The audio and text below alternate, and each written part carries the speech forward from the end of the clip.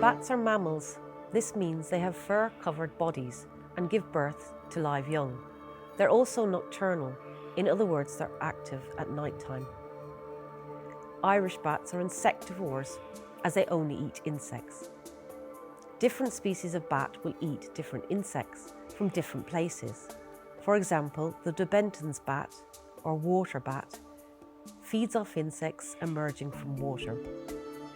A resting place of a bat is called a roost. It's important to be aware that bats do not chew on wiring or insulation, and they do not bring nesting material into a roost.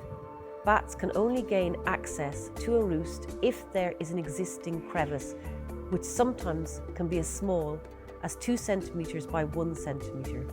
Although one species in Ireland, the lesser horseshoe bat, requires a much larger opening to access a roost. Bats would naturally choose to roost in crevices and hollows of trees, in caves or in crevices of cliffs.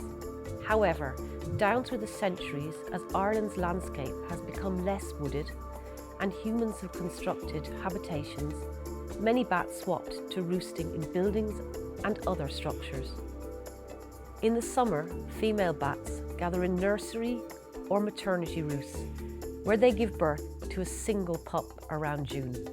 In a roost, there may be any number of bats, ranging from just one bat, a small number of individuals, or a large number, perhaps hundreds. Bats are most active in the warmer months from April to September, and they hibernate in the cooler winter months. In Ireland, there are 9 resident bat species. They are all protected under domestic Irish wildlife legislation, the Wildlife Act, and under EU legislation. Under the law, it is an offence to intentionally disturb a bat or its roost. The lesser horseshoe bat, which is found in counties along the western seaboard, is additionally protected in that large roosts of this species are designated Special Areas of Conservation, or SAC for short. Some prefer to roost in large open attics of buildings, while others may prefer to tuck into small crevices in stonework under bridges. Some structures or buildings may even have several bat species present in various places on the same site. While some bats may be found in modern buildings, old buildings and stone structures tend to be favoured for roosting. Bats may use heritage structures on a seasonal basis or may use diverse parts of the same structure at different times of the year.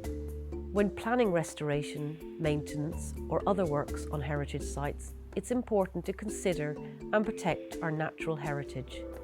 This includes bats, birds, and other species, as well as built and cultural heritage. Bats should be considered at the start of any project on heritage structures, because if they are present, this may have implications for timing of the works, and additional measures may need to be implemented to protect the bats and their roosts and to ensure compliance with the legislation. In this video, Bat Conservation Ireland will interview several people about their experiences of advising on working on structures of heritage importance where bats are present. We hope this video will help others involved in management, maintenance, or construction at heritage sites in planning future projects and conserving these protected species.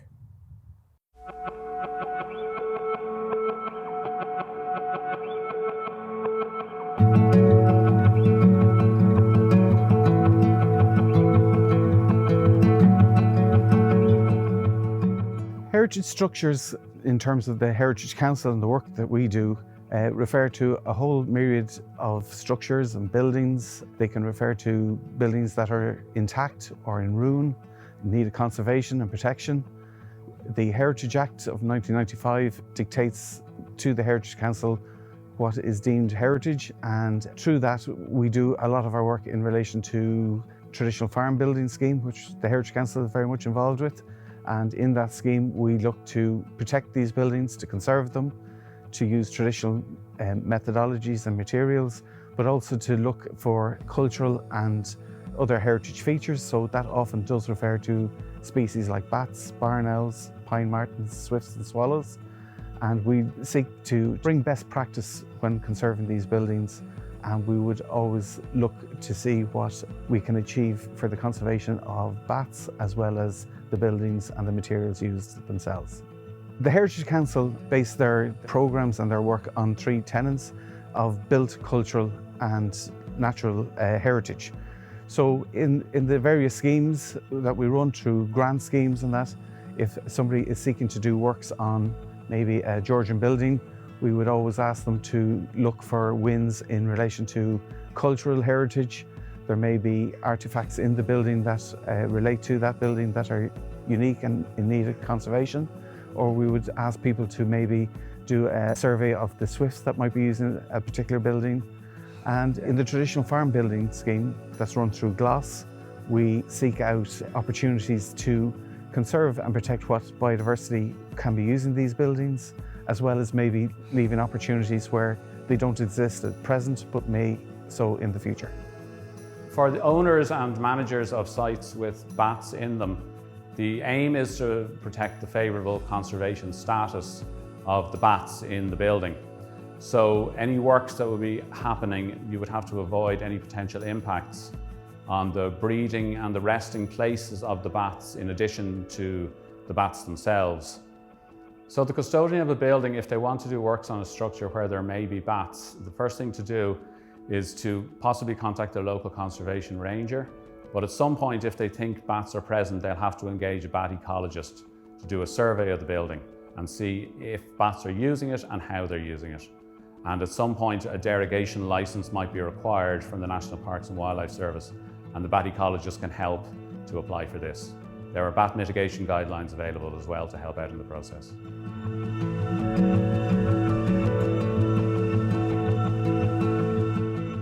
A site manager or developer should look for an ecologist that has a sound knowledge of Irish bats, their ecology, and how they're likely to actually use the structure or buildings that are to be surveyed. This will ensure that there is an appropriate bat survey undertaken for the actual structure to be able to document what species, how they're using it, and to what level, and also what type of roost is present.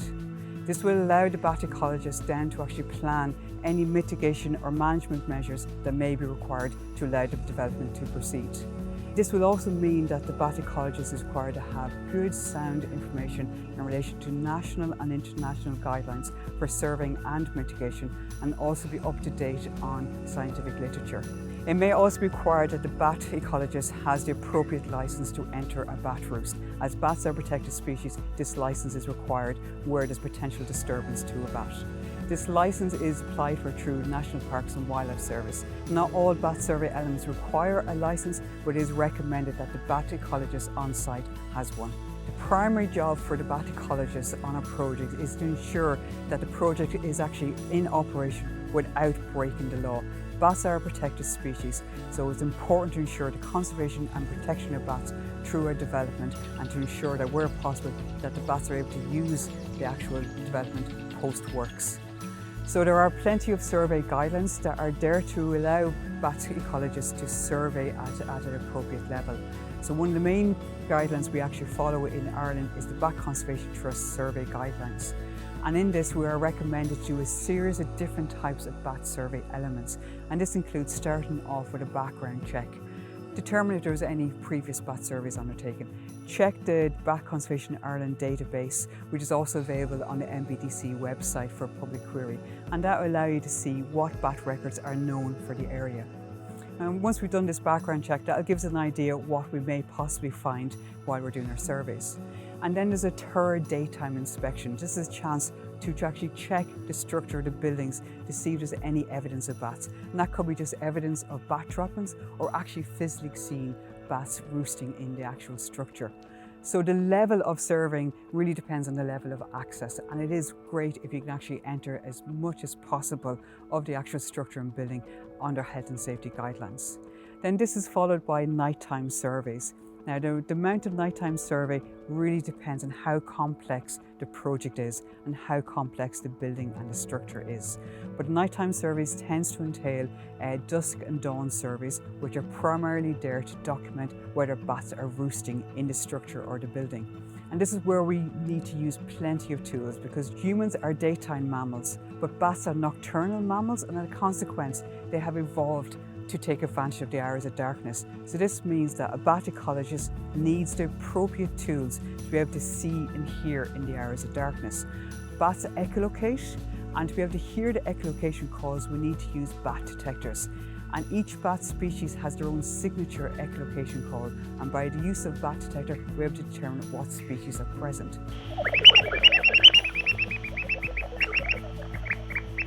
There are plenty of other tools that can help us to see in the hours of darkness, and such tools include infrared cameras and thermal imagery scopes. And these all add to the actual concrete evidence and the accuracy of the actual bat survey. There's also a seasonal element in relation to surveys. Bats are more active during the spring and the summer months, and as a consequence, the majority of our building and structure surveys are undertaken during that period of time. This is a time when the maternity colonies are formed, which is a vulnerable time for the female bats, and is as a consequence one of the most important roosts to actually document. If the structures or the building has a number of underground elements, it may also be important to do a hibernation survey. This is also another vulnerable roosting situation for bats, and therefore bat surveys are not just a once-off summer survey. It may require numerous seasonal elements to ensure that all of the bat activity, their distribution and their pattern of usage is documented during the survey. As a consequence, numerous different types of works on a structure or building can disturb bats. The level of disturbance depends on the type of roost that's present and the actual bat species that are present. So works on structures in relation to remedial or maintenance works can disturb bats. Works inside the roof voids can disturb bats. Even tree surgery works on trees that are used with bats can disturb bats. And to the greater extent, the actual removal of these trees will impact on bats. Lighting is a barrier for bats because bats are nocturnal creatures, so installing lighting can also have a detrimental consequence on bats. So a derogation licence is a licence awarded by the National Parks and Wildlife Service as part of the Wildlife Act. It's a licence to disturb roosts or to carry out certain actions around the roost. It'll be based on a detailed report which will be submitted by the applicant, based on a report written by a bat specialist. And if the derogation licence is given, then there will be conditions in this licence which must be followed. And again, the mitigation guidelines give good guidance on how this can be done. The licence can be awarded for different reasons. One of them would be protect the flora and fauna in general, in this case bats. For instance, if a roost with bats was falling apart and needed to be fixed. Another one would be in the case of where there was a public health issue, for instance, a damaged bridge or a dangerous building where works have to be done. And again, we want to protect the bats. So a derogation licence will be issued with conditions in this situation. When planning works on a heritage building where bats are present, a survey should be carried out by a qualified ecologist. And based on the results of this survey, a decision can be taken on whether a derogation licence is required or not. And if required, a derogation licence can be got from the National Parks and Wildlife Service. This bridge is an example of a typical stone heritage bridges that are dotted around the country. And this bridge had a series of bat surveys undertaken to enable strengthening works for the longevity of the actual bridge. So the procedure in relation to actually surveying this bridge is we started off with a daytime check. So each arch is individually checked using the endoscope or a bright torch under licence to determine if there is bats present. If bats were actually documented, then it was, if possible, they were identified to species level, and also the individual crevices that were used were marked with water-soluble paint just on the outside to let us know which of the crevices the bats are using. There may be a series of different daytime checks, and this allowed us to document the series of crevices that the bats are using. And then to actually facilitate greater information gathering, because when we're actually looking at these crevices, we can only see a certain amount. And often with these stone crevices, the crevices are quite deep, and the bats are well able to crawl deeper into the structure beyond the point that we can actually see with a torch or an endoscope. As a consequence, a night-term survey is essential. And to be able to actually survey these bridges at night time properly, each arch is taken individually. And you're using your bat detector and, if possible, your thermal imagery scope and your infrared cameras. And you're actually just sitting here from dusk for approximately 2 hours, waiting for the bats to emerge and to document how many bats actually emerged. And from this information, we can determine what is the plan of action for the actual bridge. So for this bridge, there was a series of strengthening works had to be undertaken. While we could retain a certain number of crevices, there was other works that were taken above the bridge to ensure the long-term longevity of the structure.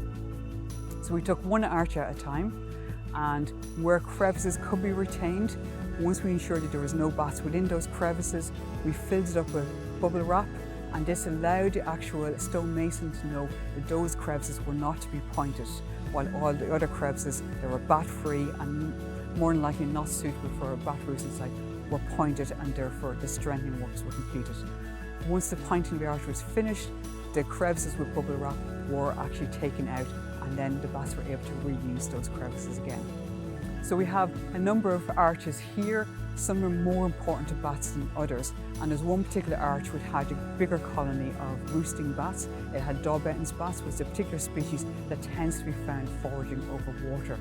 This particular arch was allowed to actually continue as it is. No structural works were undertaken on the arch, so the bats were able to actually roost post-works as a consequence in the way it is. And here today we can actually see there are bat droppings underneath the arch, and there are actually bats up in the arch, indicating that the bats are happy to continue roosting in the bridge post-works.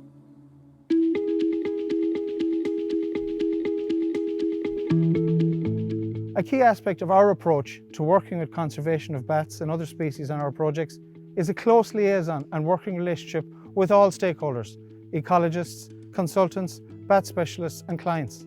A pre-commencement meeting on site with all parties is vital to us to help us put together our risk assessments and method statements to ensure that we're meeting all requirements of the derogation to carry out the contract fully. Times have changed, and contractors are no longer able to just get on with the work, as they would have said, without taking into consideration the conservation measures needed. We find that working closely with clients and consultants means that we can complete the projects within the requirements of the derogation and on programme.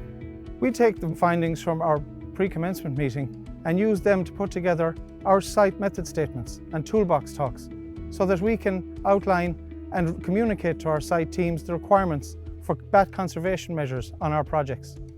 An example of this is where the specialist may have recommended filling joints within the masonry arch barrel to identify those that are to be left for the bats in the future. That way, when we come to site, our teams know and can easily identify the areas that require work and those that are to be left. These measures and our continuous liaison with all stakeholders, client, consultants and ecologists, help us make sure that our site teams stay within the requirements of the derogation. In an unfortunate situation, for health and safety reasons perhaps, where an arch structure or crevices can't be maintained, again we'll consult closely with the bat specialists and the client's team to provide an alternative. This could include bat boxes erected in the immediate vicinity of the works area. Again, it can't be emphasised enough. It is only through close consultation with bat specialists and other ecologists and the client's design team that we can ensure, as responsible contractors, that we remain within the terms of our contract and, most importantly, the derogation licence. So we're here in this beautiful medieval castle, and it's a good example of a heritage site in the sense that there are lots of different places that bats can use in the building. For example, behind me here there's a fireplace, and in that there are lesser horseshoe bats at the top of it. Then there's other parts of the building as well. You will have cracks in the roof, which can be used in this case by brown long-eared bats. But you'll also have other spaces. You'll have spaces above wooden cladding in the ceiling. And again, you'll have a variety of exit points. In this building, the lesser horseshoe bat exits on the ceiling through a roof door, but they can also use windows. They might be coming out of cracks in the external wall as well. So there's a lot of different places, particularly in an old building like this, where bats can be using different parts of the building. The traditional farm building scheme is an annual competitive scheme whereby farmers in Glas can apply for funding to do restoration and conservation on important agricultural buildings. Applications under the Traditional Farm Building Scheme are asked to identify any known biodiversity using their project. These applications are brought to the assessment panel, where we would have a bat ecologist to make a preliminary assessment of the potential of the site for bats and roosts. A bat ecologist will follow up on the successful application with the dawn and dusk bat survey. The results of the bat survey will feed into a bespoke management plan for the project. This may include conditions in relation to timing of the works and the potential need of a derogation licence. This ensures that bats are protected and conserved during the project and post-works. Other conditions to protect bats may include retaining crevices in walls, using mammal-friendly timber preservatives, and inserting bat slates for access. The Traditional Farm Building Scheme has been successful and retained bats. We have also found that post-work site visits of buildings where no bats were recorded previously are now bat roosts. The OPW manages much of the state's property portfolio, which includes a vast array of modern and historic sites and structures. In fact, approximately 2,500 altogether. The modern estate includes the provision and maintenance of accommodation for government departments and over 700 Garda properties and over 500 offices. A core function of the OPW is the maintenance and presentation of some 30 national historic properties and historic parks and designed landscapes. The state has a statutory remit under the National Monuments Act to maintain the 1,000 national monuments in 768 locations and a large number of ruined abbeys, tower houses and archaeological sites. The New Mill site in Donegal is a national monument, and one of the buildings is a detached two-storey, three-bay terrace, which was built between 1830 and 1860. Prior to the purchase of the structure by the state, the complex housed a shop, public house, stables, and domestic accommodation on the upper levels. Due to water ingress over time and a lack of proper rainwater disposal goods and flashings, it was deemed that major structural works were required to the roof, including removal and replacement of structural timbers and replacement of artificial slate with natural slate. A bat consultant was engaged and the first survey was completed in March 2017 to identify the location of the bats, although it was too early for the bats to be present. In June 2017, a second survey identified a roost of gnatter's bats and licer's bats. The works were proposed to commence in September 2018, so a third survey was conducted in July 2018 to ensure that the bat's status remained unchanged.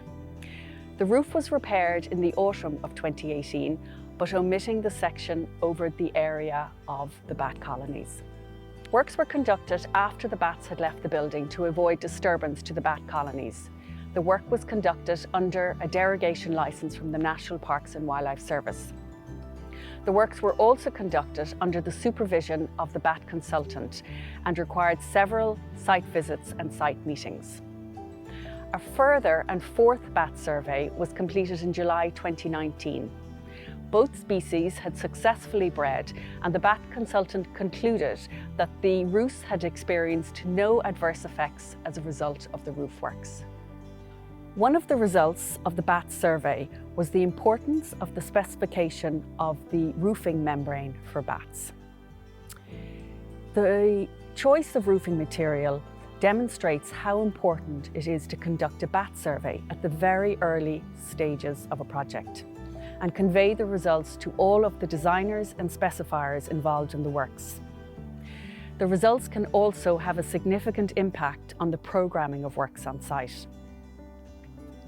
Following on from the completion of the bat surveys, we took the advice of the bat consultant and used a traditional Hessian reinforced bitumen felt membrane. Although we could have used a modern type membrane, only up to approximately 1 metre from the ridgeline, we felt it was not worth the risk considering the proximity of the two maternity roosts. Other important factors to include in a specification for roofing works in a heritage building are that any new timbers should be pre-treated with a bat-friendly wood preservative. Also, treatment should only happen when the maternity roosts have departed in September or October, to allow the timbers to dry out and odours to dissipate prior to the bats returning the following spring. The success of working on these heritage buildings with significant bat presence has reinforced the requirement to engage a bat consultant at the outset of a project. This teamwork now forms part of OPW's biodiversity strategy, and we will continue to strengthen the engagement into the future. We also take the opportunity to encourage wildlife-friendly landscaping. While the scheme focuses on the built heritage, we do not miss the opportunity to conserve natural heritage, such as hedgerows, ponds, and the removal of invasive species. We're here today with Malachy Martin from the National Trust. We understand that the National Trust is custodians of particularly important bat roosts in the UK, for example, the likes of the Crom estate. Can you tell us a bit more about this? Yes, the National Trust do look after a lot of important bat sites, so the Trust own a lot of buildings, own a lot of sites. But in Northern Ireland, yes, Crom Estate in Fermanagh is probably the best site. And we have all 8 species of bats that you get in Northern Ireland, roosting on site. Some of those are quite important in terms of the numbers of them. So we have one building on the estate, it's an old schoolhouse. And historically, we've had up to 1,600 soprano pipistrelles in it. We did a survey in 2012 and we had 1,200. And I just commissioned a survey a few weeks ago, and I haven't got the final results in yet now, but it's looking like 1,800 odd soprano pipistrelles. So I'd say that's probably one of the biggest in Ireland, I'd have thought, So the National Trust also maintains historic landscapes such as domain and gardens. These are important bat foraging areas, as well as areas that support other wildlife. Do you have any policies in place with regard to wildlife-friendly management of these green spaces? For the likes of Crom, it's known to be an important bats for a long time. We have been managing it proactively for nature for 20 odd years or so. Our recent sort of policy now, which is called our lawn strategy, which is land outdoors for nature. So basically, in a nutshell, it's trying to manage as much land for nature as we can, So that extends everything from parklands, farmland, woodlands, gardens. So a lot of that, like in gardens, a lot of it's moving away from maybe really tightly mown lawns to a bit more informal, a bit more sort of wildflowery meadow, So all that links in with things like the All Ireland pollinator plan, so more butterflies, more bees, more moths, etc. You've always been very proactive in pointing out the presence of bats. Can you give us some examples of this? The Trust promoting nature conservation on our sites and what we do to manage for it. Depending on the site and depending on, I suppose, the bat interest, we have done bat walks over the years, bat walks and bat talks. We would have various website articles, on our websites. I think I've done a few bat walks and talks myself over the years, and anything that gets kids out, because it tends to be kids, family events we do for the bat walks. We kind of do them in August when sun sets a little bit earlier and it suits families, so we get them out and we've penny detectors to hand around and the kids can see the bats and hear the clicks on the clicker.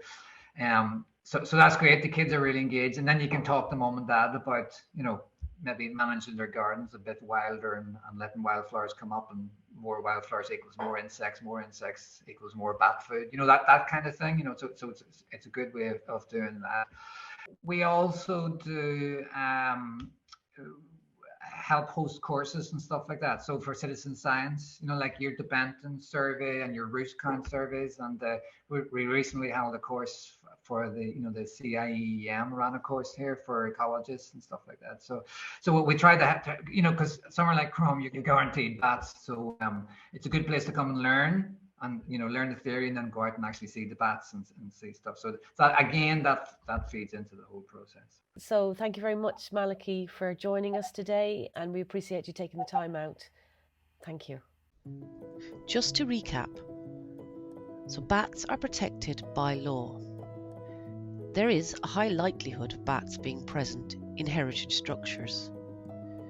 If works are planned, contact your local wildlife ranger and/or bat ecologist who may need to carry out a bat survey.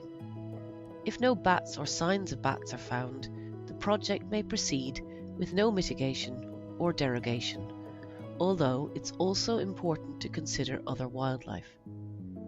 If the survey confirms the presence of bats and they could be impacted by the planned works, a derogation license will be required.